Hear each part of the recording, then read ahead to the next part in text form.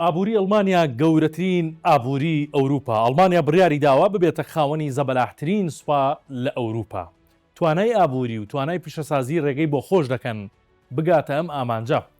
ئەڵمانیا لە ڕووی ئابووریەوە کۆی داهاتی ناوخۆیی نزیکەی لە 4 تریلیۆن و 606 ملیار دلار. ئەم ژمارە زەبەلاحەوا دەکات ئابووری ئەڵمانیا گەورەترین بێت لە کۆی 44 دەوڵەتی ئەوروپی. بەرلین دەیەوێت لە ڕووی سەربازیەوە سوود لەم سامانە وەربگرێت و پلانی داناوە هەتا ساڵی 2029 بۆ هەر ساڵێک بڕی 153 ملیار یۆرۆ تەنیا بۆ بەرگری خەرج بکات.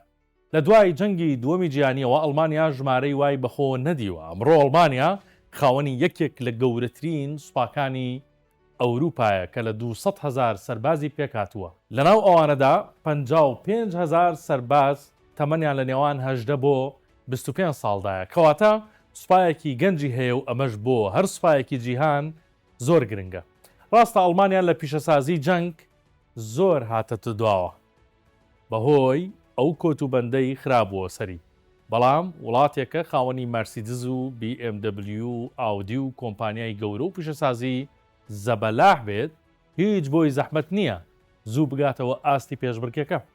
جموجۆڵی ئەڵمانیان لە ئێستاوە ئەوروپای ترساندووە چونکە ئەوان مێژوویەکی ڕەشیان هەیە لەگەڵ ئەڵمانیایەکی پڕچەک کە هیچ کات دراوسەیەکی باش نەبوو.